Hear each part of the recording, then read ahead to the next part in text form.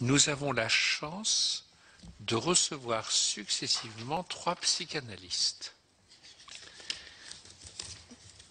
Moi, j'accorde beaucoup d'importance à la psychanalyse et je dois vous dire, et je le rappelle en accueillant M. Sibony, que le Sénat a beaucoup contribué à soutenir la psychanalyse, notamment à une période où elle était menacée, car l'amendement Accoyer, dont l'objectif affiché était de définir les conditions d'exercice de la profession de psychothérapeute, avait un objectif affiché qui était clair.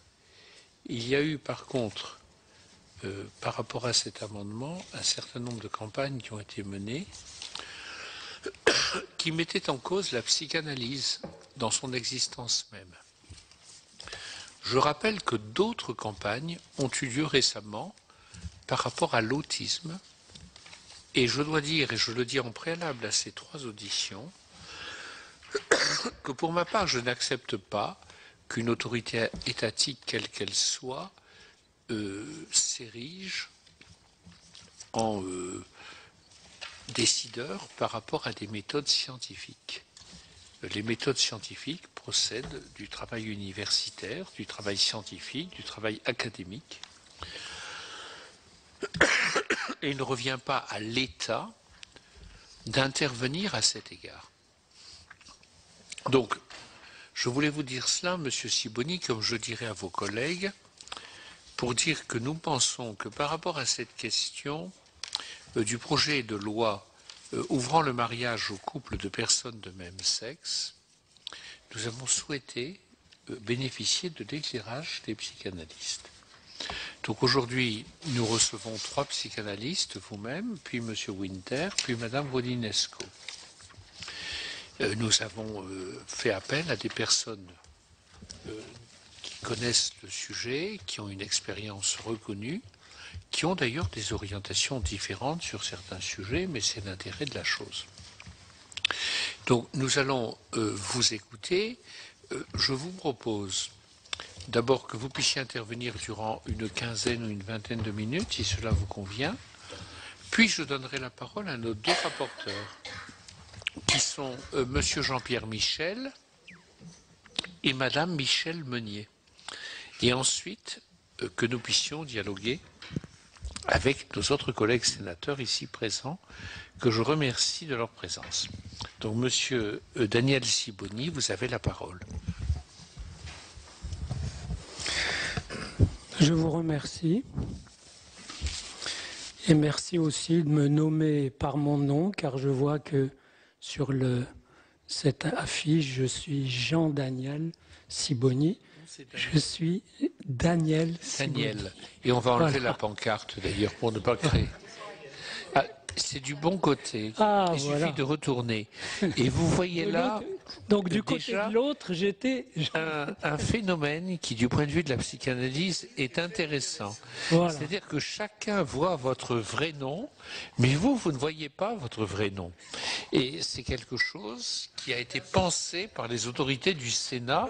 D'ailleurs, ça fait partie du subconscient des autorités du Sénat. Vous voyez, Monsieur Sibony. Bon, bravo. Donc, ne vous laissez pas Alors, démonter. Absolument pas. Nous sommes en démonte jamais. Nous sommes en plein dans le sujet. C'est la question du nom, de la façon de nommer les choses. Et je vais d'abord vous dire que,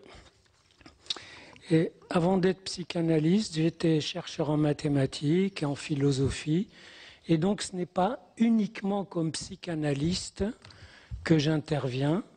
Et j'apprécie, je trouve positif que les psychanalystes soient divisés sur la question, comme d'ailleurs sur beaucoup d'autres, ce qui témoigne du fait que chacun investit différemment ce qu'il entend par symbolique, transmission, même névrose, etc. Je peux comprendre que des psychanalystes aient été affolés de ne pas retrouver dans les familles homoparentales ou dans le mariage homosexuel des repérages pour eux fondamentaux, comme l'Édipe. Et je peux témoigner, de par mon expérience, qu'on peut faire confiance à des groupes, à des familles humaines de toutes sortes pour exister, vivre, se reproduire, transmettre de la vie, de l'amour et du non-amour, sans se conformer à des schémas préalables, fussent-ils ceux de la psychanalyse. C'est dire que ma position peut vous sembler singulière dans mes recherches récentes, je l'appellerai plutôt singulièrement universelle, et je m'en expliquerai, puisque je n'ai rien contre le fait que un couple d'homosexuels adopte un enfant ou ait un enfant par procréation. Je n'ai rien contre le fait qu'on célèbre l'union d'un couple homosexuel avec toute la solennité voulue.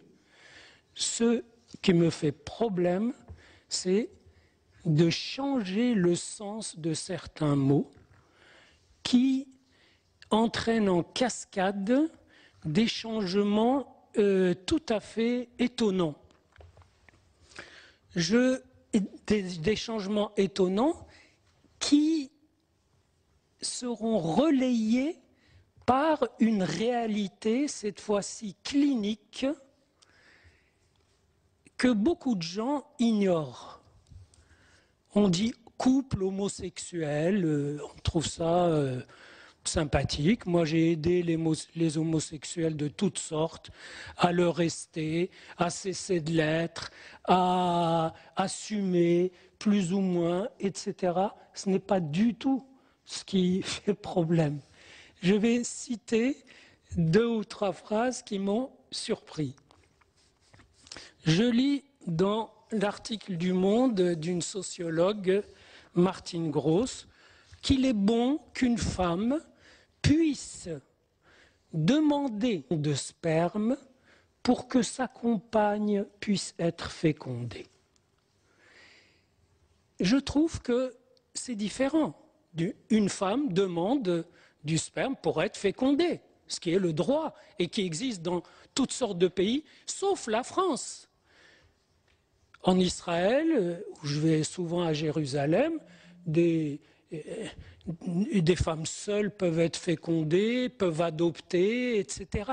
Il n'y a pas certaines limites qu'on a imposées ici, je dirais presque pour le plaisir de les surmonter par le mariage dit pour tous, comme si c'était la seule manière de les surmonter. Et là, il y a une espèce de sophisme. Donc, le mariage, c'est l'union, je dirais, de 2 jouissances radicalement hétérogènes, sous le signe d'une certaine légalité, et cette union, elle unit évidemment les 2 différents, et je dirais qu'elle fait travailler cette différence. Autrement dit, définir le mariage, redéfinir le mariage par l'union du même, on dit que ça n'enlève rien aux autres. C'est assez surprenant, parce que dire que ça enlève, ça voudrait dire que c'est de l'ordre d'un avoir. Ce qu'on enlève, c'est de l'ordre de l'avoir. Or, il s'agit ici d'un mot qui relève de l'être. On ne dit pas « j'ai un mariage », sauf si je dois y aller tout à l'heure. On dit « nous sommes mariés ». On dit « je suis marié ». On utilise le verbe « être ». Autrement dit, et faire passer quelque chose de l'ordre de l'avoir, de l'ordre de l'être sur le plan de l'avoir, est une méconnaissance d'un certain coup de force qu'on opère. Évidemment, ce coup de force, j'ai lu le texte de la loi et j'ai vu déjà les répercussions sur des nominations, sur des noms qui avaient, je dirais, leur droit d'exister. Je ne dis pas qu'ils avaient leur sacralité. C'est très important de voir que dans cette affaire, on a fait feu de tout bois de part et d'autre dans un certain affolement. On a prétendu qu'on touchait à un lien sacré. Le lien du mariage n'est sacré que chez ceux qui le sacralisent. Et il y a tout un dégradé, toute une gradation de niveau de charge symbolique qu'on peut y mettre jusqu'à la transcendance très haut, alors que Dieu, s'il existe, n'a jamais marié personne. Mais au niveau le plus élémentaire, c'est le sens d'un mot. Ce sens, il est attesté dans les dictionnaires jusqu'à des éditions toutes récentes que, là encore, on fait pour anticiper le changement. Et normalement, dans les éditions, je dirais, honnêtes, depuis des siècles, c'est l'union d'un homme et d'une femme. Pour moi, le fait que l'union d'un homme et d'une femme, la simple union d'un homme et d'une femme sous le signe d'une légalité, le fait que cette union ne trouve plus de mots pour être nommée dans sa spécificité, est un problème. Et le texte de loi en témoigne, puisqu'il n'y figure plus mari et femme, mais époux. Il n'y figure plus père et mère, mais parents. Ça pose problème. Moi, j'ai entendu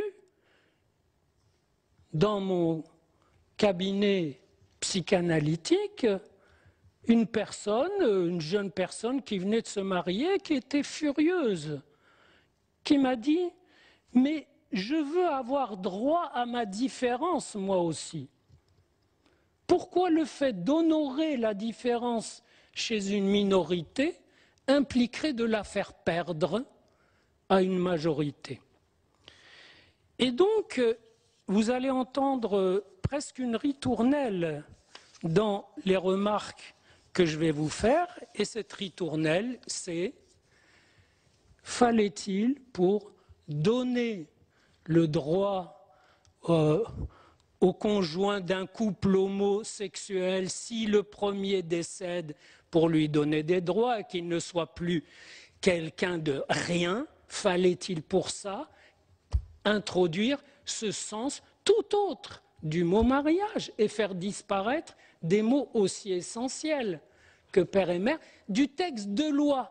Vous me direz, comme le Conseil constitutionnel, mais on espère bien que ces mots resteront dans les documents de la vie quotidienne, comme ils disent. Mais après tout, le texte de loi, c'est un papier qui appartient à tout le monde. Le fait qu'il soit effacé, ce qui nomme de façon spécifique ces différences, c'est un coup de force linguistique. C'est, je dirais, que celui qui parle et celui qui se passionne légèrement pour cette affaire, c'est, je dirais, plutôt l'écrivain.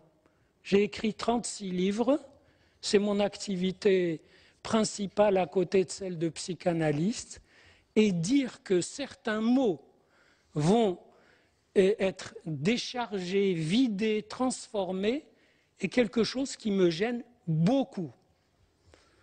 Vous me direz, vous vous en débrouillerez. Bien sûr, je m'en débrouillerai.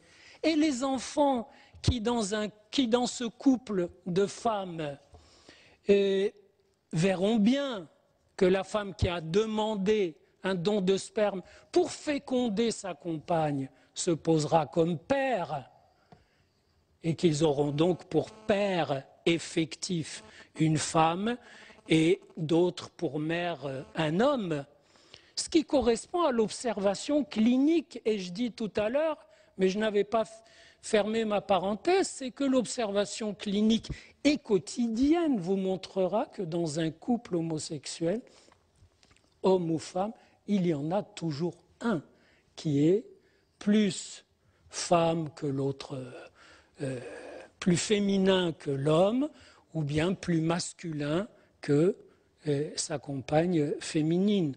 Autrement dit, lorsqu'on voit à la télé des lieux où ce mariage homo a été inscrit et que l'un des deux hommes dit « Eh bien, vous voyez, lui, ce n'est pas mon ami, ce n'est pas mon copain, c'est mon mari. » Et j'attendais que la caméra se tourne vers l'autre et qu'il dise « Quoi ?»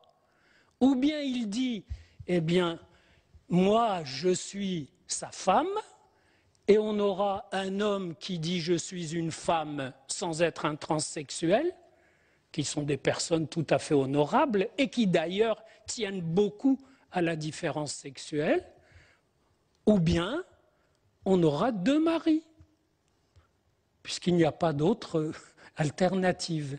Ça, c'est au niveau du vécu, au niveau de la réalité.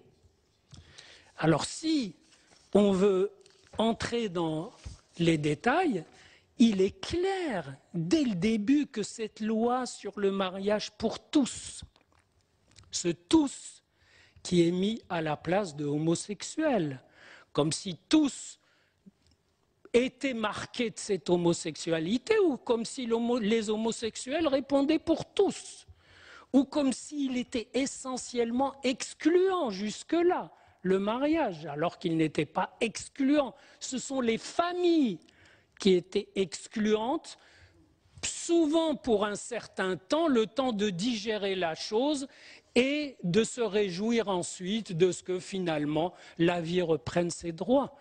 Donc, ce mariage pour tous, cette loi du mariage dit pour tous, c'était clairement et c'est évidemment la première étape d'une loi sur la filiation, puisque le mot mariage comporte, c'est sa valeur même, une présomption, autrefois on disait de paternité, on peut dire de parentalité, de filiation, donc, et d'ailleurs, la loi mentionne déjà l'adoption, comme si elle traitait le cas le plus simple, qui n'est pas le plus simple. Et sachant que dans la réalité concrète, là aussi, j'aimerais être présent lorsqu'on décidera dans une commission d'attribuer un enfant plutôt à un couple homosexuel qu'à un couple hétérosexuel, mais ça c'est une autre affaire. J'ajoute quand même, d'une façon tout à fait incidente, que si on veut approfondir cette question de la famille, des nouvelles familles, de la filiation, il est clair, j'y insiste, que on peut donner tous les droits nécessaires aux enfants, au père et à son ami ou à son compagnon, à la mère et à sa compagne, sans bouleverser ce sens et sans expulser le sens normal, ordinaire, banal de certains mots, mais qui gardent au fil des temps leur vibration étonnante.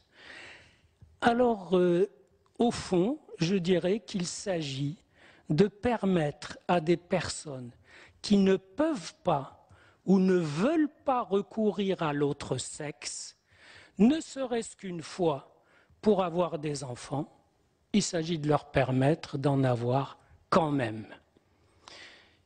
Fallait-il pour cela faire ce chamboulement? Ce n'est pas sûr. Il se peut, et là c'est plutôt je dirais le philosophe qui vous parle, il se peut que toucher à l'autre sexe, ne serait-ce qu'une fois, ce soit comme la dette, le prix à payer depuis la nuit des temps pour avoir un enfant, et qu'en un sens, ce pourrait être une preuve d'amour ou une épreuve en vue d'obtenir cet enfant. Les couples hommes-femmes qui recourent à l'assistance ont des rapports sexuels. L'assistance n'est pas faite pour en tenir lieu. Il arrive très rarement qu'un couple homme-femme se présente, déclare qu'ils ont de très bonnes relations, mais pas sexuelles, et demande un don. Et le cas se résout selon l'humeur du chef de service. S'il est bof, il laisse passer. Sinon, il pose le problème et l'issue peut être différente. Il faut comprendre que le recours à la technique peut permettre d'éviter d'affronter certains problèmes, mais ceux-ci restent intacts et se déplacent ailleurs. Est-ce que le but de la technique est d'éluder les problèmes ou de mieux les affronter? Dans le cas des homosexuels, le rejet de l'autre sexe, passé sous silence dans le recours à la technique, s'exprimera évidemment par la suite. Lorsque j'entends une femme dire « Je ne veux pas me coltiner un père pour élever mon enfant », je me pose des questions sur la transmission normale dans un couple homosexuel du rejet de l'autre sexe qui a structuré ce couple comme homosexuel. Il n'est pas sûr que dans les couples ordinaires, le refus de l'homosexualité soit ce qui a structuré ce couple. On ne se présente pas quand on est un homme et une femme, en disant voilà, Francine et moi, couple hétérosexuel. On ne définit pas les gens par leur sexualité. Et donc là, du fait qu'on entre, je vais vous montrer comment la loi entre dans cette intimité sexuelle, mais une fois qu'on y entre, pour en sortir, c'est assez délicat, et on a tiré un voile pudique sur le fait, on a été tellement obsédé par l'homophobie, l'accusation d'homophobie, qu'on a oublié que dans ces couples et ces familles, le rejet de l'autre sexe fait partie des données. Et pourquoi pas? Mais ça peut permettre de ne pas idéaliser à l'excès ces familles qui existent, qui sont réelles, pour lesquelles les études qu'on a faites qui montrent qu'elles sont superbes sont des études évidemment partielles, mais peu importe. La réalité, c'est qu'elles existent, mais ce qui est très surprenant, c'est qu'au nom de cette réalité, on a procédé à un autre déni de réalité, qui est dénier la réalité de relations comme mariage, père, mère, etc. Alors, en répondant à vos questions, j'entrerai plus dans le détail, notamment dans le fait qu'on a mis en valeur qu'un couple hétérosexuel qui recourt à la procréation assistée, eh bien, il réduit le donneur à une cellule, à du sperme qu'il a donné, et qu'au contraire, les nouveaux couples vont réhabiliter cette personne. Cet argument que j'ai souvent entendu est particulièrement malhonnête, parce qu'un couple de femmes qui recourt à un don de sperme n'invoquera cet homme, lorsque l'enfant grandit et questionnera, n'invoquera cet homme que comme donneur de sperme, mais sûrement pas comme père, puisque justement, il n'est pas question de l'introduire comme père dans cet univers-là. Et d'autres, c'est intéressant tout de même, ce petit aspect qui n'a l'air de rien, mais il vous illustre aussi comment d'avoir changé le sens d'un mot va entraîner des choses comme celle-ci, la levée de l'anonymat lors du don pour des couples homosexuels féminins, elle est évidente, elle s'impose d'elle-même. Mais cette même levée de l'anonymat pour des couples hétérosexuels qui recourent au don pose un problème énorme. Ils ne veulent pas, mais pour de toute autre raison, de ce personnage. Ils ne peuvent pas l'intégrer. Et donc, curieusement, la levée de l'anonymat d'un côté entraînera le secret de l'autre, car ils ne diront rien. J'alignerai d'autres phénomènes intéressants au fur et à mesure de vos questions. Merci. Bien. Merci, Monsieur Daniel Sibony. Je voulais vous dire que nous n'avons sans doute pas tous lu vos 26 ouvrages. 26. 36. 36, excusez-moi. 36, mais que... Vous avez tout le temps. J'ai le temps, mais je n'ignore ni d'entre deux points l'origine en partage, ni don de soi ou partage de soi, ce qui est déjà quelque chose. Bien, alors maintenant, nous donnons la parole à Jean-Pierre Michel, rapporteur. Ma question sera assez simple, peut-être trop simple. Entre votre introduction et vos développements, il y a quand même un fossé. Vous l'avez dit au début, ça ne pose aucun problème. Bon. Et ensuite, vous êtes heurté par les mots qui sont employés dans la loi. Mais la loi, ce n'est pas de la psychanalyse, c'est des mots. Des mots qui ont d'ailleurs des antécédents. Il y a une jurisprudence de ces mots. Et lorsque ces mots sont employés, c'est qu'ils veulent dire quelque chose au regard de la loi. Donc le mot mariage veut dire quelque chose au regard de la loi, peut-être pas au regard, à votre regard à vous. Pourquoi ? Mais je n'en sais rien. Mais au regard de la loi, le mot mariage veut dire quelque chose. Et donc, moi je prétends que ce mot mariage s'applique très bien à deux personnes de même sexe, comme il s'applique à des personnes de sexe différents. Alors, si ça ne vous pose aucun problème, quelle solution préconisez-vous en termes de mots, en termes d'appellation? Comment va-t-on nommer ce couple? Comment va-t-on nommer ses parents? Comment va-t-on nommer leur rapport? Bien, merci. Je vais donner la parole à Madame Michèle Meunier, qui est rapporteur au titre de la Commission des affaires sociales. Michel. Merci.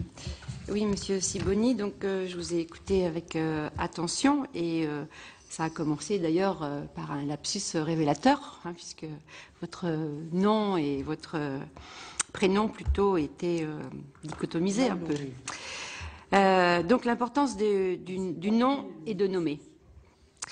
Moi, je voulais vous demander, en tant que psychanalyste, comment vous pouvez participer, contribuer avec le législateur à faire évoluer justement ces symboles, surtout quand ils représentent une part d'injustice et d'exclusion, si l'on reste sur la question du mariage de couples de même personne.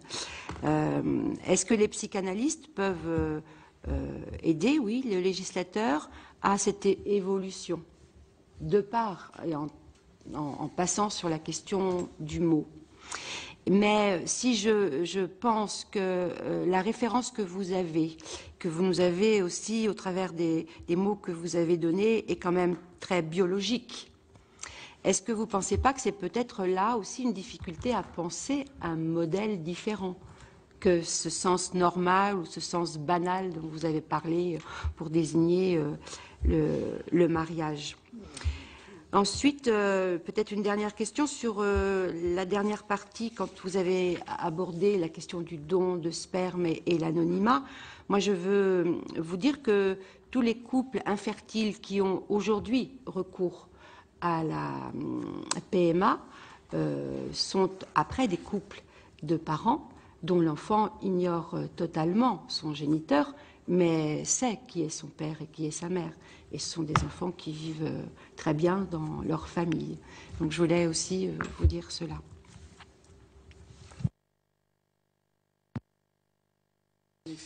Parce que je crois que le malentendu existe, mais il ne faut pas non plus qu'on le pousse à certaines limites, car bien sûr, et je suis au courant, que dans ces couples infertiles qui recourent aux dons, c'est évident que les enfants savent qui est leur père et leur mère.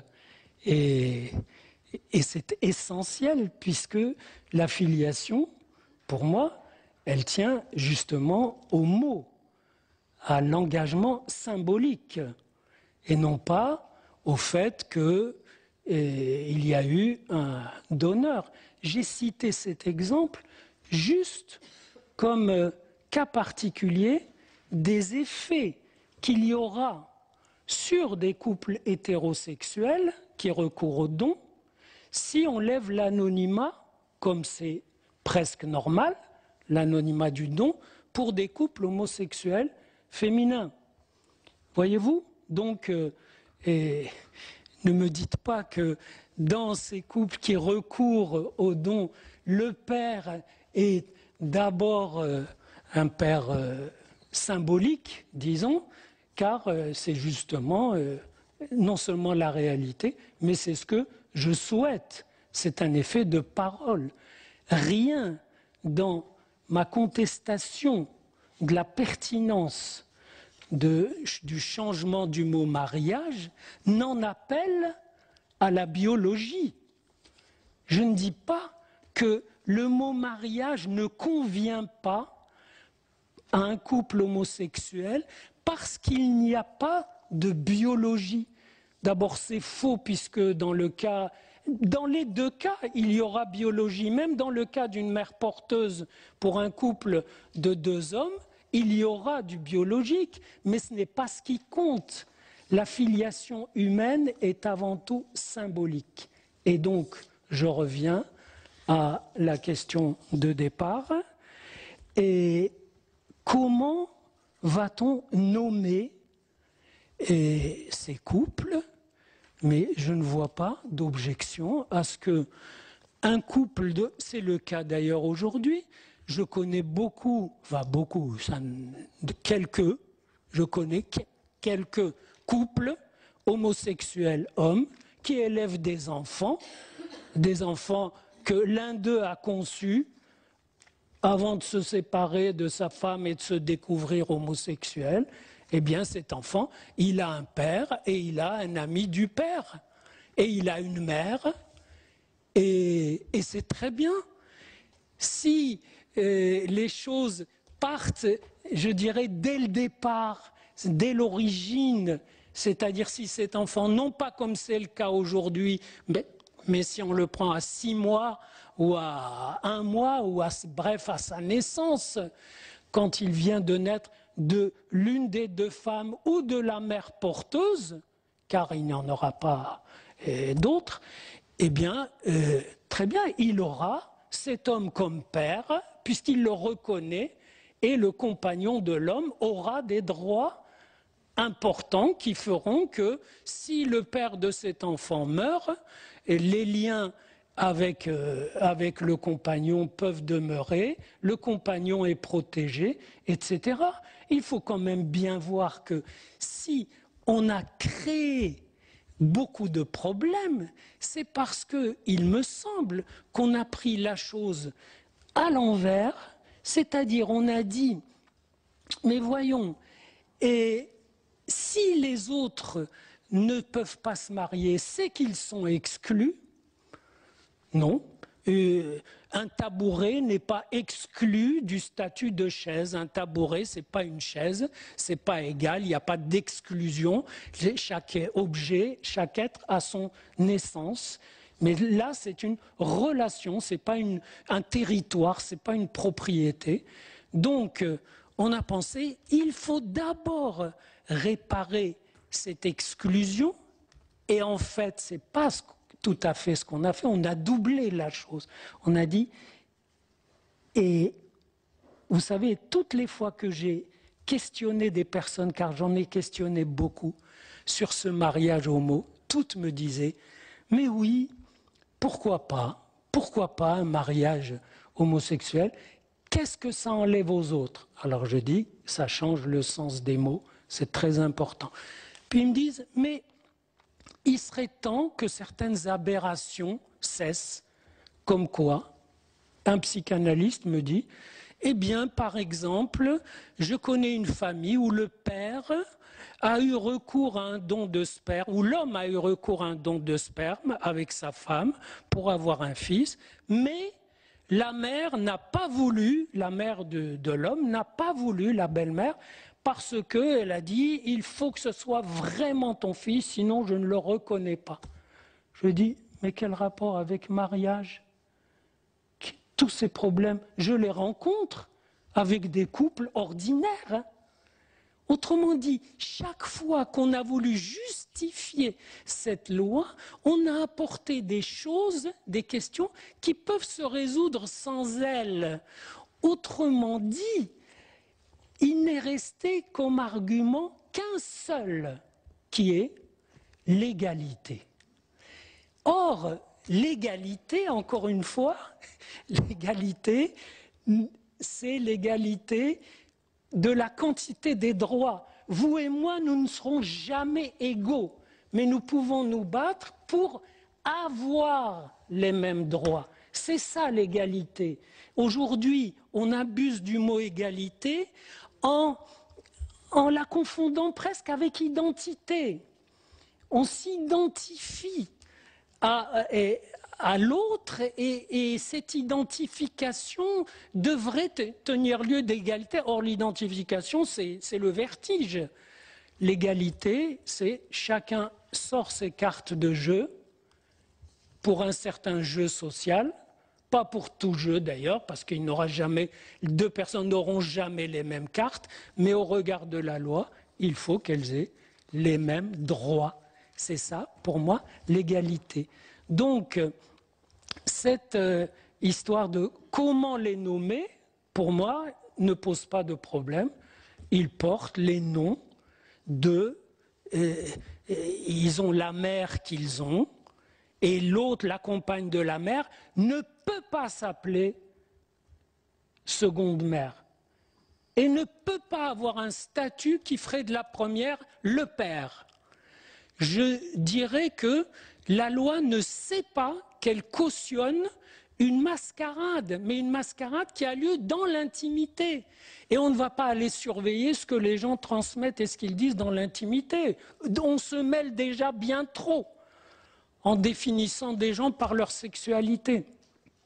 Donc, la question de... Moi, je peux vous aider à nommer, à étudier les effets sur la nomination, mais je n'ai pas vu d'exclusion, si ce n'est au niveau de l'injustice flagrante qui a toujours existé dans ce pays envers les homosexuels. Et là, je comble ce fossé que, monsieur le sénateur, vous avez perçu tout à l'heure, mais qui pour moi n'en est pas un.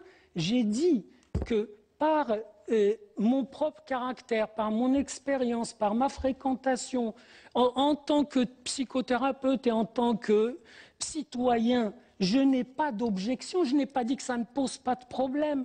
J'ai dit, je n'ai pas d'objection à ce qu'on donne tous les droits nécessaires à ces homofamilles, mais pas qu'on les prenne comme repère pour redéfinir quelque chose qui concerne l'immense majorité des autres. C'est cet effet de retour qui est stupéfiant et qui ferait penser à presque une manœuvre un peu machiavélique, c'est que des gens voudraient promouvoir un nouveau type de famille, considèrent que l'ancien type de famille est caduc, alors que, avec sa caducité et ses problèmes, il voyage pas mal, puisque c'est rien de moins que les couples qui ont reproduit l'humanité. Et heureusement qu'un père n'est jamais le père qu'on aurait voulu et qu'une mère n'est jamais celle qu'on aurait rêvé. Mais c'est très bien. Et ça continue, qu'il y ait des homofamilles, qu'on les laisse se développer, qu'on leur donne leurs droits, etc. Mais pas qu'on redéfinisse à partir d'elles et à partir d'une trouvaille technique qui est tout de même assez limitée. Qu'on redéfinisse à partir de là ce que doit être la vraie pensée de la famille et de la filiation. Bien. Merci beaucoup, Monsieur Daniel Sibony. Je vais maintenant donner la parole à nos collègues. J'ai déjà une inscrite qui est Madame Claes. Est-ce qu'il y a d'autres inscrits, Monsieur Le Serre? Donc, Madame Claes. Merci, Monsieur le Président. Face à tant de patients, ma question va être vraiment sans doute basique et concrète. J'entends bien notamment tous les problèmes de nomination en matière de filiation. Effectivement, on peut concevoir deux mères, deux pères, peut-être un peu difficilement. En ce qui concerne le statut des personnes homosexuelles qui se marieraient, donc dans le cadre de ce texte de loi, moi je connais des couples homosexuels autour de moi qui ne sont pas mariés mais pacsés et qui s'appellent mutuellement, parce qu'en l'occurrence il s'agit d'hommes, mon conjoint. Ou est-ce qu'on ne peut pas imaginer, au moins déjà pour résoudre ce problème de nomination, au lieu d'avoir un mari et une femme qui n'est pas une femme, etc., imaginer de redéfinir des mots, y compris dans le dictionnaire, qui seraient l'épousé ou le conjoint, l'épousé s'écrivant avec un E ou sans E, selon qu'il s'agit de couple d'hommes ou de femmes. Est-ce que vous pensez que ce genre de choses qui viendraient sans doute petit à petit, avec le temps et avec l'habitude, pourrait résoudre au moins une partie des questions que vous soulevez? Bien, attendez. Je vais donner aussi la parole à Monsieur Jean-René Le Serre. Merci, Monsieur le Président. Moi, je vais prendre des précautions oratoires comme Virginie Claes parce que mes compétences en psychanalyse sont extrêmement limitées et je souhaiterais effectivement être sûr d'avoir bien compris un certain nombre de choses. Donc, il me semble avoir compris, par exemple, deux choses. Que ce mariage homosexuel que la loi se propose de mettre en œuvre risquait d'avoir des conséquences dommageables sur le mariage traditionnel, une sorte d'effet de pollution. Ce qui est quand même important, parce que très souvent, l'argument qui est donné, c'est l'argument consistant à dire on crée une liberté supplémentaire, mais on ne retire rien, effectivement, à la liberté telle qu'elle existe. Donc, c'est un premier point qui moi, m'interpelle. Le second point, là aussi, si j'ai bien compris, vous estimez donc, dans les compétences qui sont les vôtres, que dans l'intérêt d'un certain nombre de couples homosexuels et dans l'intérêt de l'enfant qu'ils souhaitent avoir, il pourrait être parfois plus opportun qu'il fasse, si je peux m'exprimer ainsi, la concession de l'altérité, c'est-à-dire pour que l'enfant puisse venir sans intervention de PMA ou de GPA. Et que la mise en place du mariage homosexuel risque au contraire de les enfermer davantage dans ce que j'appellerais peut-être une espèce d'hétérophobie qui finalement pourrait pour certains d'entre eux avoir des conséquences malsaines. Je voudrais simplement être sûr d'avoir bien compris ce que vous me disiez. D'accord. Si vous voulez bien répondre, Monsieur Sibony, aux deux orateurs, et d'abord à Madame l'oratrice. Vous voulez dire, vous avez fini la question? Ah bon, d'accord. Je pensais que vous vouliez ma réponse avant de poser votre question. Donc. Ah bon, d'accord. Bien. Alors, il y a Madame Claes et Monsieur Le Serre. Bon. Et, vous savez, le problème de l'appellation, du nom, est un problème très vaste. Et je veux dire, très bien, un couple de deux hommes, un couple homosexuel, s'appelle conjoint. Imaginons la loi, très bien, les note comme conjoint. Le sens de mon intervention, c'était qu'il faut quand même, sur le plan de la filiation, veiller à ce que l'enfant ne va pas appeler ses deux chers conjoints. Il va appeler, mais c'est très important, imaginez un enfant qui court vers ces deux hommes ou vers l'un de ces deux hommes. Il va dire « papa ». Et il va dire, alors il appellera l'autre par son prénom. Voilà, il ne va pas dire conjoint. Voilà, et entre eux, très bien, ils s'appellent conjoints, mais ce que je mettais en avant comme danger majeur, essentiel, c'est justement cette disparition de noms, de mots essentiels, importants, spécifiques, même si je m'abstiens de les charger symboliquement, religieusement, métaphysiquement, etc. Au sens le plus basique du terme. Voilà. Alors, je serais d'accord que vous ayez compris ça, mais je ne parlerai pas de pollution. Je dirais que il y a la langue, vous savez, la langue, les mots de la langue, ce n'est pas une espèce de pelouse sur laquelle on se promène, puis on cueille des fleurs, on cueille un mot, puis un autre. La langue nous traverse. Nous faisons partie de la langue en même temps que nous la parlons. Autrement dit, et je faisais allusion à cette globalité qui fait que vous bouleversez, vous cassez le sens d'un mot, ça rejaillit sur d'autres mots et ça les déforme, ça les casse, ça les transforme. Pas forcément, on pourrait dire, et après tout, pourquoi pas? Eh bien, ça les transforme.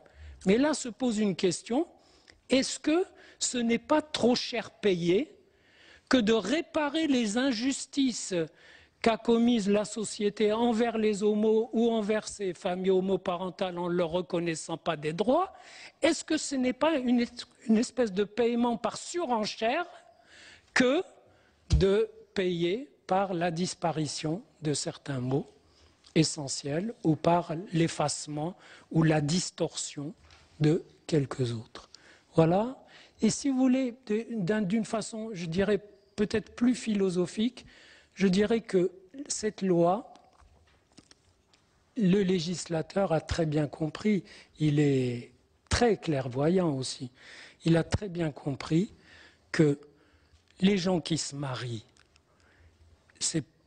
s'ils invoquent Dieu, une transcendance, du symbolique, etc., ils le font en général avec leurs coutumes, le mariage religieux, etc. Quand ils se marient, ils viennent s'affilier, ils viennent adhérer à un mot qui a une longue histoire de transmission. Ils se marient comme le père s'est marié, comme les parents se sont mariés, les grands-parents, les aïeuls, etc.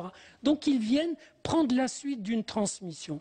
Et le législateur dit, mais qu'à cela ne tienne, les couples homo se marieront, pas besoin d'une transmission, au nom de la loi qu'on crée pour ça. Eh oui, mais là il y a un côté coup de force, origine, qui fait un peu trembler. Est-ce que ce coup de force-là, on a tous les éléments pour le poser? C'est quelque chose, le Conseil constitutionnel a dit, je crois, réforme majeure ou quelque chose d'énorme, important, enfin, mais très... Il n'a rien dit. Non, mais j'ai vu le Conseil d'État, pardon, excusez-moi, lapsus. Le constitutionnel n'a rien dit. Voilà, le Conseil d'État, il a dit quelques mots de mise en garde, etc., mais qui disent surtout, mais c'est énorme cette chose-là.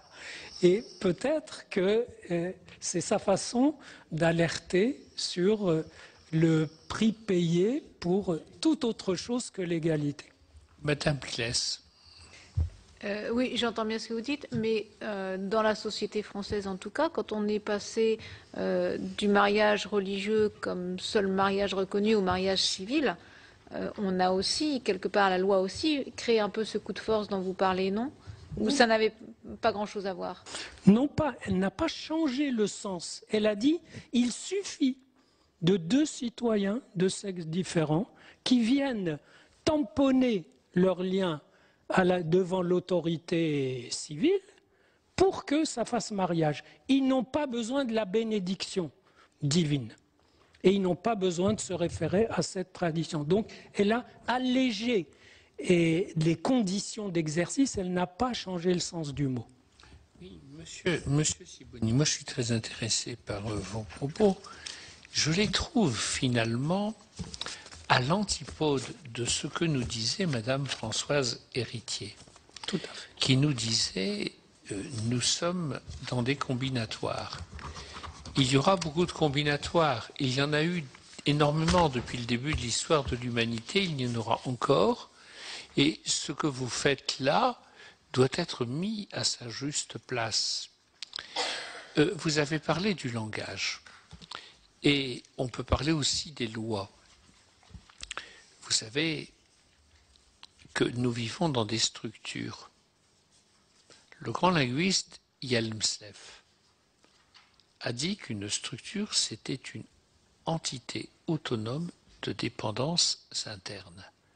C'est-à-dire que la structure est une entité autonome, mais à l'intérieur d'elle-même, chaque élément ne se définit que par rapport aux autres.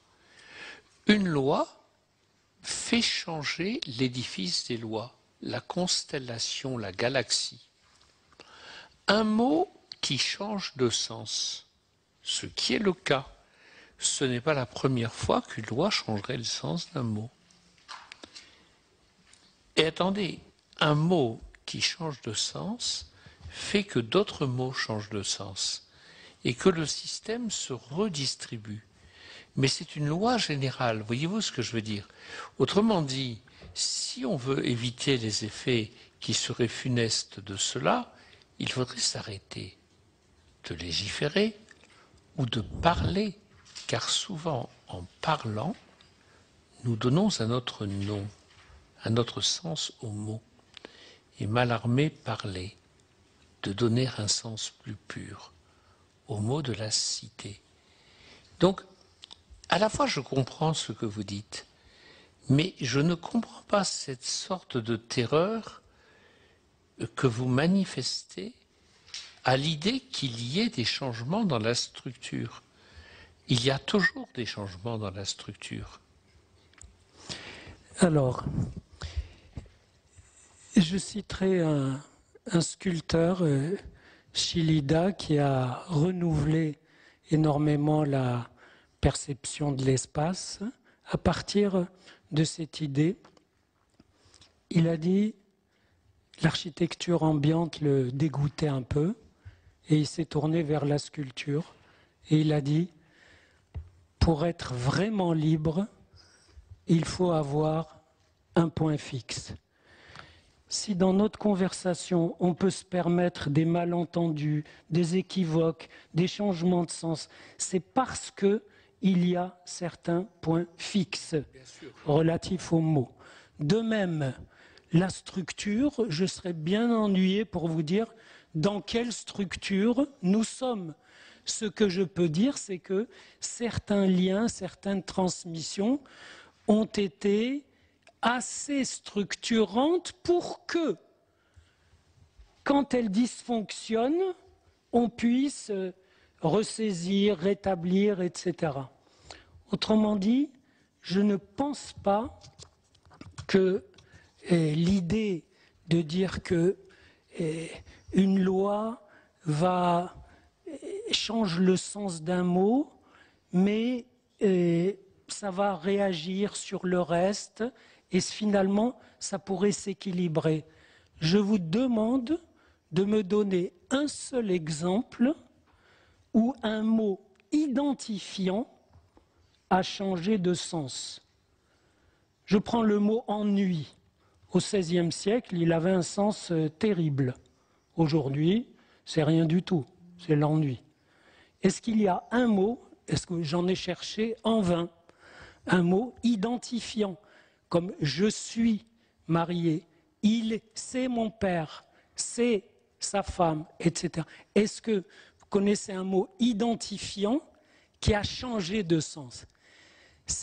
Ça ne peut se faire que par un coup de force d'une identité qui se réunirait, et c'est pourquoi d'ailleurs l'idée de référendum pour cette loi, ce n'est pas seulement pour contester l'argument politique assez assez discutable qui dirait que la majorité des Français a voté pour ce point, alors qu'il est évident qu'on peut calculer la probabilité pour que la majorité qui a élu M. Hollande ait choisi unanimement ce point, on trouverait une probabilité très faible. Donc ce n'est pas l'argument du référendum, ce n'est pas pour contrer cet argument politique fallacieux. Je dirais que dans la bouche de certains, c'est presque un recours à une souveraineté publique présente, une façon de dire non, c'est trop énorme, il faut que tous se prononcent et disent voilà, on veut ce changement énorme. Écoutez, oui, d'accord. Bon. Moi, je pourrais parler longuement. Je ne le ferai pas, parce qu'il y a l'horaire. Mais enfin, franchement, Monsieur Daniel Sibony, je ne comprends rien à la différence qu'il y aurait entre un mot identifiant et un mot qui ne serait pas identifiant. Je ne comprends rien à l'idée qu'il y aurait des mots qui seraient identifiants et qui donc ne changeraient pas de sens, et d'autres mots qui changeraient de sens. Je ne sais pas. Il y a des milliers de contre-exemples. Allez-y. Ben, prenez le mot rien. Rire. Non, rien. Rien. Rien. Et oui, le mot rien. Il vient du latin res, rem, et qui signifie quelque chose. Il est devenu le contraire. Quand on dit rien, et on dit, mais il y a des restes de l'ancien sens, comme quand on dit un rien. Vous comprenez, un rien, ce n'est pas tout à fait rien. Quand vous dites c'est marrant, ça vient d'une racine, marre, qui a donné j'en ai marre, qui renvoie au côté sinistre des choses. Quand vous dites certainement, c'est que ce n'est pas certain. Sans doute, c'est qu'il y a un doute. Mais je ne vais pas vous faire un développement sur le sujet, mais je dis, Monsieur Sibony, parce qu'il faut quand même qu'on soit clair entre nous, que la considération dogmatique que vous venez de faire, selon laquelle il y aurait des mots identifiants et des mots non identifiants, ne signifie rien. Et que le fait qu'il y aurait des mots qui changeraient de sens et d'autres qui ne changeraient pas de sens est aussi une déclaration qui ne repose sur rien. Donc je me permets de le dire car la parole est libre. Voilà. Comment ? Mais absolument. Mon cher collègue, d'ailleurs, je vous donne immédiatement la parole. Vous permettez, non, vous permettez que je réponde à l'exemple que vous avez donné. L'exemple que vous avez donné, c'est comme celui que j'ai donné, le mot ennui. On ne dit pas « je suis ennuyé ». On dit « je suis ennuyé », c'est parmi les états d'âme qui peuvent m'arriver. Tandis que « je suis marié » ou « je suis français », tiens, c'est identifiant, ça fait partie du fond identificatoire. Et si vous dites « eh bien, français, dorénavant, ça voudra dire… » et on change le sens. À ce moment-là, les gens diront, mais dans quoi on est? Donc, bien. Il y a des mots qui sont identifiants. Excusez-moi de ne pas avoir développé davantage ce point, mais le temps ne s'y prête pas. Le mot mariage, le mot père, le mot mère, etc., ce sont des mots avec lesquels des gens s'identifient. Voilà. Bien. Non, mais je ne conteste absolument pas le fait que les mots aient un sens. Mais s'il arrive qu'ils changent de sens. Bien. Mais c'est un sujet dont on pourrait parler très longtemps et je ne veux pas empêcher mon collègue Revet de me contredire. Monsieur le Président, non, j'ai un peu réagi par rapport à quelques formules. Chacun puisse avoir un avis, mais je suis heureux d'entendre et je regrette parce que c'était pas dans ce que nous avons. Je suis pas dans la commission des lois, je suis dans une autre commission, mais c'était pas dans le document que j'avais moi. C'était à partir de 15h30. C'est pour ça que je suis arrivé à l'instant, mais je suis content d'avoir entendu cette formule. Très bien. Parce qu'elle est très très importante. Ça veut dire qu'il y a des mots qui sont construits au fil du temps, qui sont, me semble-t-il, la prise en compte d'une réalité constatée au fil du temps. Et père, mère, homme, femme... Et, Marie.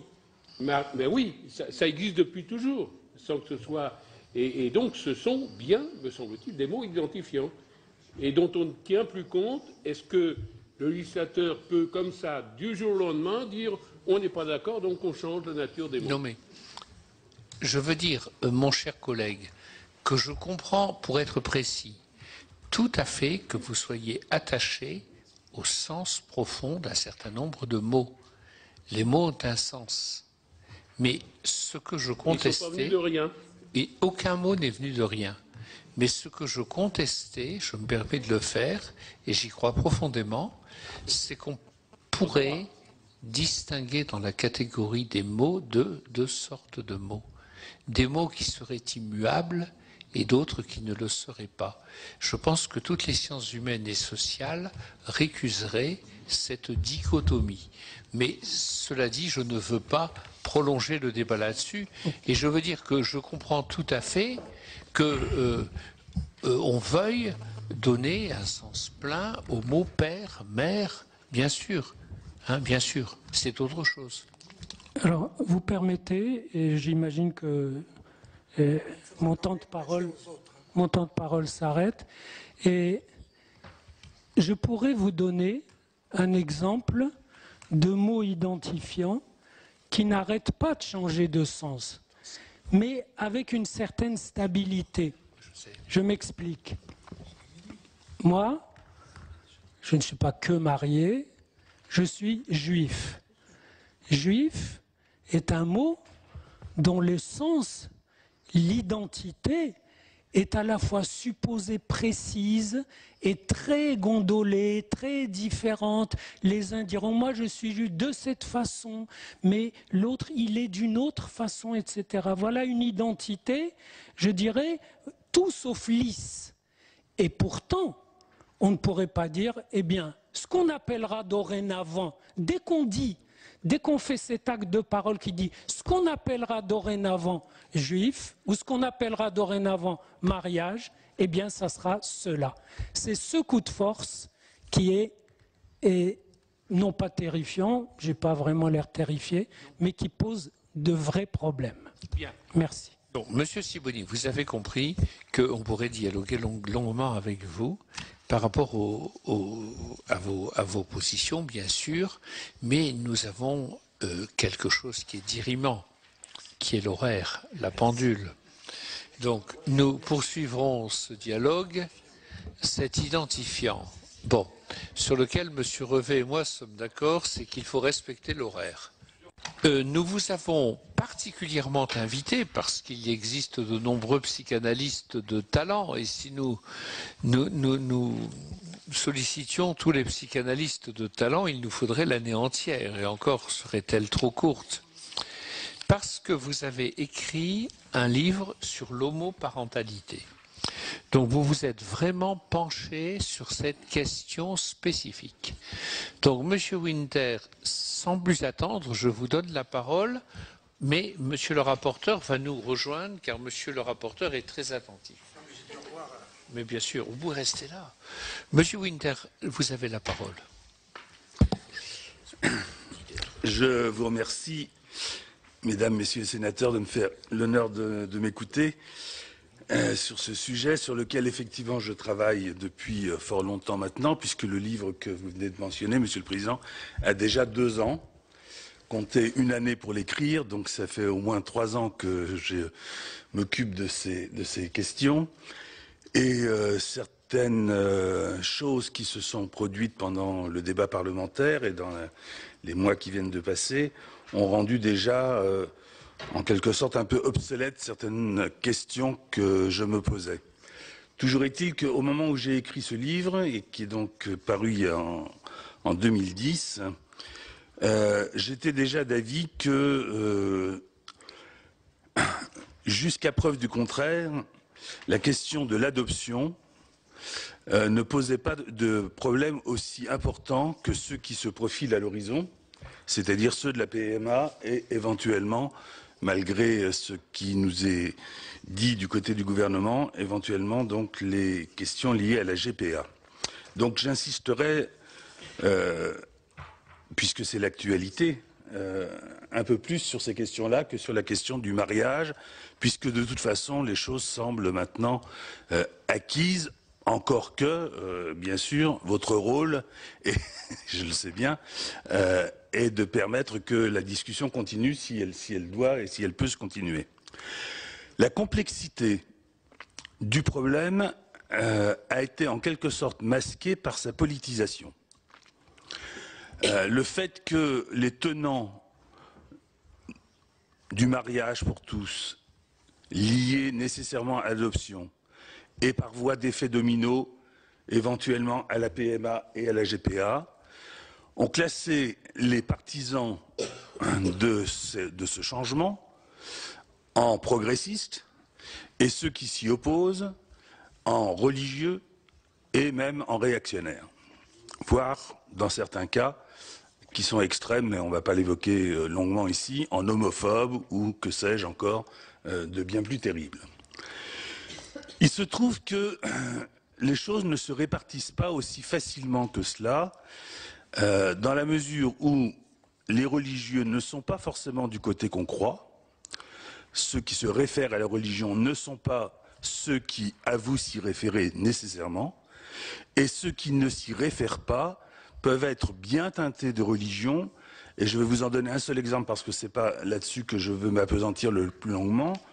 Quand je lis sous la plume d'un académicien que vous connaissez tous, qui est Michel Serres, un article d'abord paru dans La Croix, puis ensuite plus longuement dans la revue Études, qui est la revue des Jésuites, Michel Serres, qui est un philosophe athée, faire la démonstration que l'adoption ne devrait pas nous poser de problème parce qu'au fond, elle répond au modèle qui est celui de la Sainte Famille, qu'il a intitulé d'ailleurs dans son article d'étude la Saine Famille, Saine S-A-I-N-E, avec tous les jeux de mots que vous voudrez.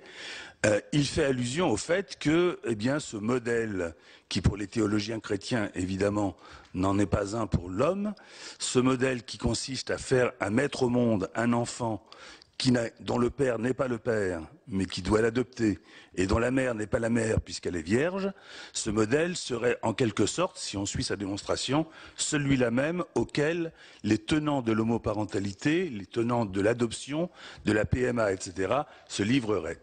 C'est juste une indication pour dire la complexité du problème et de ne pas nous, en quelque sorte, nous assurer comme ça, avec une espèce de bonne foi, que les choses sont équitablement réparties et à vue de nez, ceux qui sont religieux et ceux qui sont plus du côté du laïcisme, de la République, etc. D'autant que, deuxième argument, même dans l'histoire de la République et dans l'histoire des lettres, les choses sont encore plus compliquées parce que, par exemple, j'ai trouvé chez le divin marquis de Sade cette formule qui, je pense, ferait hurler, bien qu'elle soit écrite dans un texte qui est celui de « Encore un effort pour être républicain », cette formule qui devrait faire hurler bien un certain nombre d'entre nous. J'ose assumer, dit-il, que l'inceste devrait être la loi de tout gouvernement dont la fraternité est la base. C'est vous dire que on ne sait pas très bien où on met les pieds, et qu'il faut faire très attention à ce qu'on dit quand on parle de ces affaires, et surtout de la façon dont on désigne les uns et les autres, c'est-à-dire les opposants et les partisans d'un projet de loi qui mérite une discussion très approfondie, comme j'ai eu la chance d'entendre les derniers échanges entre mon collègue Daniel Sibony et vous, Monsieur le Président. Effectivement, une des raisons pour lesquelles je pense que mon intervention peut ne pas être tout à fait inutile, comme celle de certains de mes collègues, c'est parce que nous devons nous donner le temps de bien voir toutes les conséquences de ce que nous faisons. Or, il me semble que là, nous sommes dans un temps de précipitation qui n'augure rien de vraiment favorable à l'avenir de nos enfants et à l'avenir de notre société. En tant que psychanalyste, je voudrais dire, et commencer par là, après cette introduction, je voudrais dire que la famille, vous avez évoqué tout à l'heure Madame Françoise Héritier, la famille n'est pas un concept psychanalytique. c'est un concept anthropologique.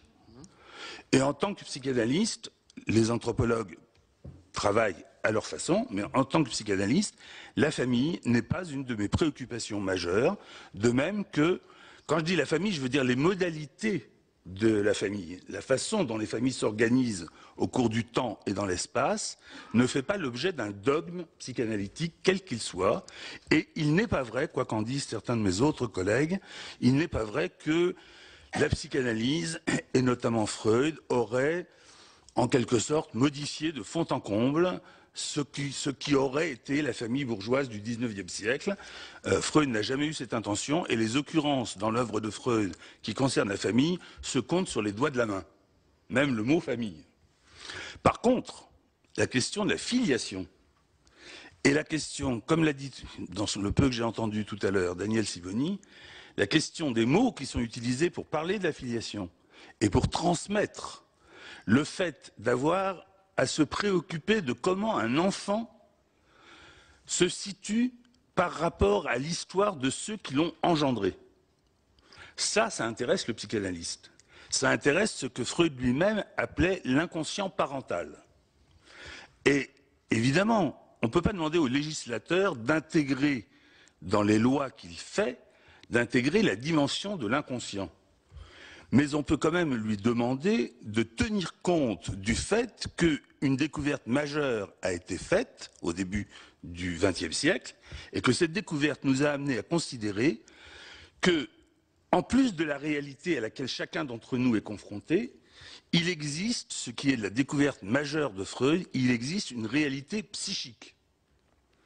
Et que cette réalité psychique, elle est faite de toutes sortes de choses, de l'inconscient, du conscient, du rêve, du fantasme, de toutes sortes de choses qui font que nous avons à être attentifs à la façon dont les enfants qui sont les nôtres, ceux qui vont venir, ceux qui seront la deuxième, la troisième génération après les lois que vous êtes en train de fabriquer, la façon dont ils vont recevoir ce que la République, ce que la nation dit de ce que c'est qu'une filiation. Encore une fois, pas de ce que c'est qu'une famille, mais de ce que c'est qu'une filiation. J'ai eu l'occasion de parler devant la commission des lois de l'Assemblée nationale, et je disais que, par exemple, dans un contexte qui était celui d'une société patriarcale et d'une société polygame, le 5e commandement, non pas parce que je veux me référer à la Bible comme argument d'autorité, mais c'est juste pour montrer que même à cette époque et dans ce contexte social, le 5e commandement dit, dans une société, je répète, qui est polygame, tu honoreras ton père et ta mère. Ton père et ta mère, c'est-à-dire prends conscience du fait que tu as un père et une mère. Encore une fois, ce n'est pas un argument d'autorité, c'est juste une analogie pour faire comprendre que quel que soit le cadre familial, quelle que soit la façon dont la famille se structure, ce sur quoi nous pouvons porter l'accent, c'est sur la question de savoir comment un enfant repérera qu'il a un père et une mère, car de toute façon, ça a été dit, ça a été redit, je le redis encore une fois, de toute façon, un enfant, quel qu'il soit, a un père et une mère. Il n'existe pas d'enfant qui n'ait pas un père et une mère. Alors, j'ai entendu tout à l'heure dans le bref échange auquel j'ai assisté, qu'il était fait référence effectivement au fait que la structure avait ceci d'autonome que si on en modifie un des termes, tous les autres termes s'en trouvent modifiés. Mais il vous a été répondu en quelque sorte qu'il y a des invariants. Et Lévi-Strauss, donc cette fois un anthropologue, et pas n'importe lequel, faisait remarquer dans un de ses textes la chose suivante. Il existe, disait-il, une infinité variété des formes de la parenté. Et vous savez à quel point Lévi-Strauss a travaillé sur les structures élémentaires de la parenté. Il existe une infinité variété des formes de la parenté et de la répartition des rôles sexuels, disait-il lors d'un congrès sur le travail des femmes, mais ce qui n'existe jamais, c'est l'indifférenciation des sexes.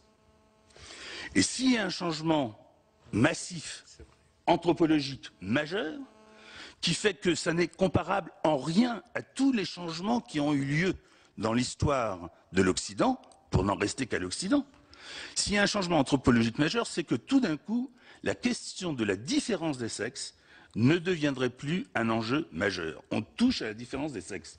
C'est pas la même chose que le droit au divorce, éventuellement le droit à l'avortement, etc., qui ne changeait pas fondamentalement la donne de la constitution de la structure même, hein, des liens entre hommes et femmes, vus du point de vue d'un enfant.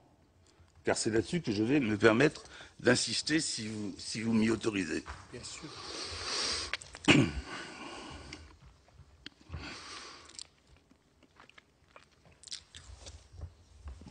Partons, si vous voulez, de ce que Freud lui-même considérait comme, jusqu'à la fin de son œuvre, dans l'abrégé de psychanalyse, qui est son dernier livre publié, comme le point pivot de la doctrine psychanalytique, à savoir l'Oedipe.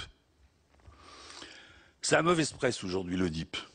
Hein, ça fait ringard, ça fait dogmatique, ça fait même, pour certains, délire.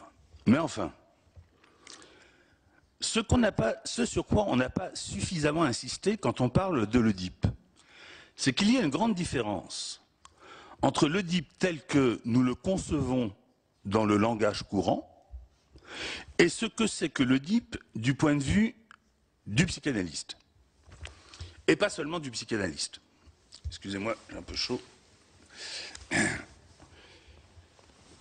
Que dit l'Oedipe du point de vue psychanalytique? Il raconte quelque chose qui, pour les parlementaires écrivant la loi, a une importance, me semble-t-il, capitale.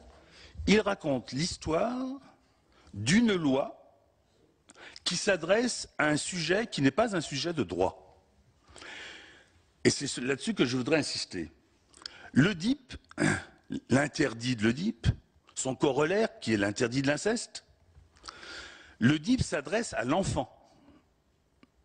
C'est à l'enfant qu'il est dit « tu ne coucheras pas avec ta mère ». Je schématise, évidemment.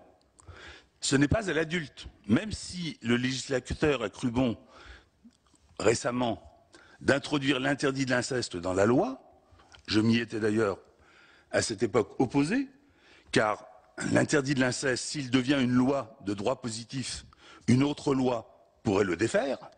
C'est une loi qui est au-dessus des lois, d'autant plus que, j'insiste, elle s'adresse à quelqu'un qui n'est pas un sujet de droit, en lui demandant de renoncer assez vite, assez tôt, à ce qui est un désir par l'humanité partagée. Et ceci, je dis, c'est un invariant historique, peut-être même un invariant à la fois historique et géographiquement universel, de renoncer à ses premiers objets de désir, ses premiers objets d'amour, pour pouvoir devenir un être désirant, c'est-à-dire un être tourné vers l'avenir. On lui dit, si tu veux désirer, c'est-à-dire si tu veux avoir un avenir, si tu veux te préoccuper du progrès, justement, il faut que tu renonces aux objets qui ont été les tiens, aux objets de désir et d'amour, qui ont été les tiens quand tu étais dans ton plus jeune âge. C'est un paradoxe sur lequel il faut insister. Hein, c'est à l'enfant que ça s'adresse. Mais l'enfant, c'est chacun d'entre nous. Et la question qui est posée, c'est, à partir de là, celle que je me suis posée, c'est celle-ci. Quand certains psychanalystes sont brocardés parce qu'ils font appel à ce dogme qui serait l'Oedipe, en disant, mais que va-t-il advenir de l'Oedipe si l'enfant est confronté seulement à deux hommes ou confronté seulement à deux femmes? La question est mal posée, me semble-t-il. S'il y a une question qui se pose sur le plan oedipien, c'est à propos des gens qui imaginent de faire un enfant en le privant soit de père, soit de mère. C'est là que se pose la question de l'Oedipe. Pas au niveau de l'enfant dont ils auront la charge, et dont je ne doute pas qu'ils sont capables, et je vais y revenir tout à l'heure, qu'ils seront capables de s'en occuper sur le plan éducatif et sur l'amour qu'ils sont à même de lui donner. C'est pas à ce niveau-là que ça se passe. C'est quel est ce fantasme d'enfant pré-oedipien qui imagine qu'on pourrait faire un enfant en décidant que, eh bien, il n'aura pas de papa, ou bien il n'aura pas de maman. Et alors on me dit, oui, mais alors là, on me dit, parce que vous aurez compris que ce n'est pas la première fois que je débat de cette question, on me dit, mais là, vous fantasmez, alors pour le compte, totalement.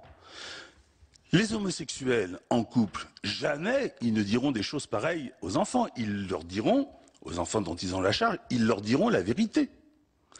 Ils leur diront, eh bien oui, nous sommes rencontrés, nous avons décidé de faire un enfant, mais pour ça, il a fallu que nous ayons recours à un tiers d'honneur, ou éventuellement grossesse pour autrui dans le cas d'un couple d'homosexuels hommes. Et puis quand on leur dit, oui, mais nous avons des exemples cliniques qui démontrent que tout ne se passe pas comme ça dans le merveilleux et dans le champ de la vérité tout entière dite, comme si c'était possible, on nous dit, oui, mais ce sont des anecdotes, hein, ce sont des cas marginaux, mais nous devons tabler sur la bonne foi de tout le monde. Mais où a-t-on vu qu'une loi s'instituait en tablant sur la bonne foi de qui que ce soit? Une loi est une loi et elle ne se préoccupe absolument pas d'ordonner à qui que ce soit de dire la vérité. On ne peut pas imaginer une loi qui dise « vous direz la vérité aux enfants dont vous avez la charge ».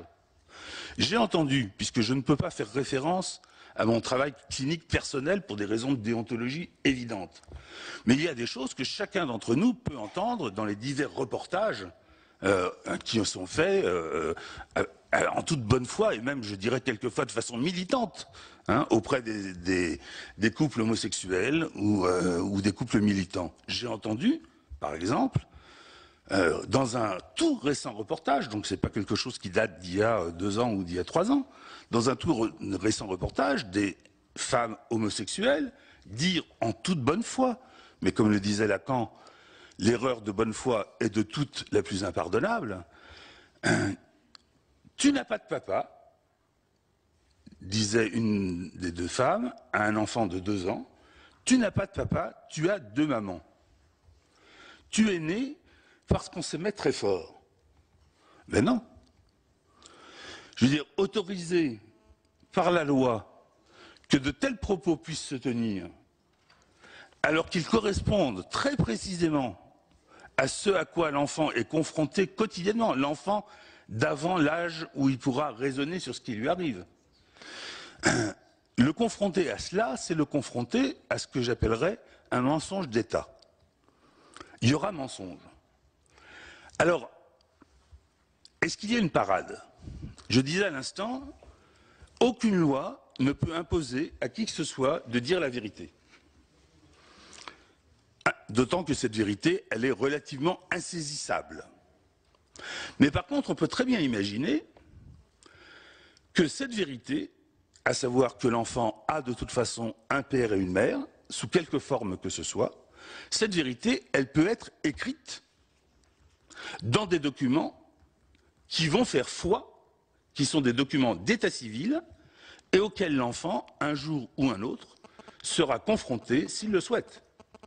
Que par exemple soit écrit sur l'acte de naissance, non pas la mention, parce que malheureusement elle a des relents un peu passéistes, né de père inconnu, mais une formule qui permette de dire que l'enfant n'est pas né du simple fait de l'union de ces 2 femmes.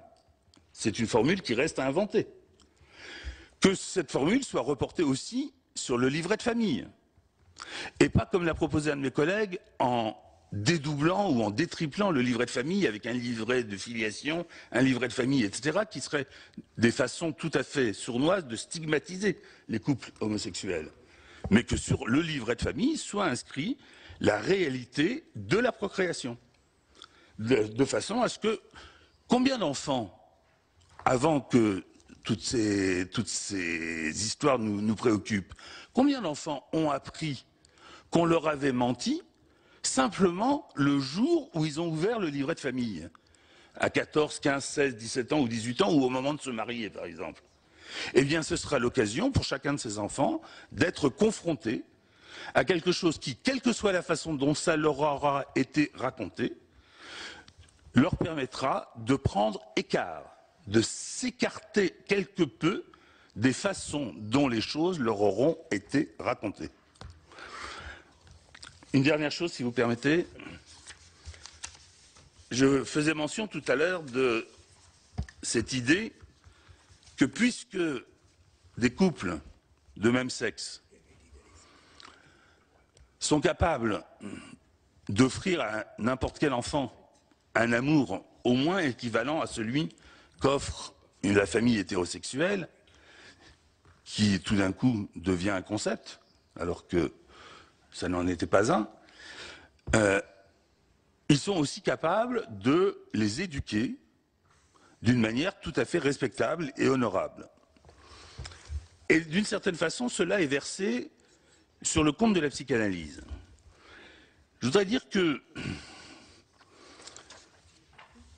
Freud, déjà, il est bon de s'en souvenir, remarquait qu'on accorde beaucoup trop d'importance à l'éducation dans le développement de l'enfant. Il soutient, dans de nombreux textes, qu'une grande partie de ce que nous devenons ne dépend pas de l'éducation reçue. En fait, il est bon de le rappeler parce qu'on met sur le dos de la psychanalyse là toutes sortes de choses qui ne sont pas de son fait. En fait, l'éducation peut jouer un rôle déterminant, mais essentiellement quand elle joue un rôle négatif. Lorsqu'elle s'impose à contretemps des réalités physiologiques, sociales et psychologiques. L'apprentissage, par exemple, de la propreté, s'il survient avant la maturation physiologique des sphincters, a des conséquences psychologiques encombrantes pour l'enfant, pour le dire de façon douce. L'assimilation de la sexualité infantile, qui est quand même une des grandes découvertes de la psychanalyse, mais son assimilation à la sexualité à l'adulte constitue pour un enfant toujours un véritable viol. Au contraire, une éducation bénéfique est celle qui favorise le sujet en favorisant son potentiel physique, physiologique et social. Voilà pour les travaux préparatoires de la commission des lois, travaux préparatoires à l'examen en commission du projet de loi ouvrant le mariage aux personnes de même sexe. Si vous souhaitez revoir ces auditions, elles sont disponibles en VOD sur notre site internet publicsénat.fr. Tout de suite, le journal de 19h présenté ce soir par Michel Grossior. Bonne soirée à tous.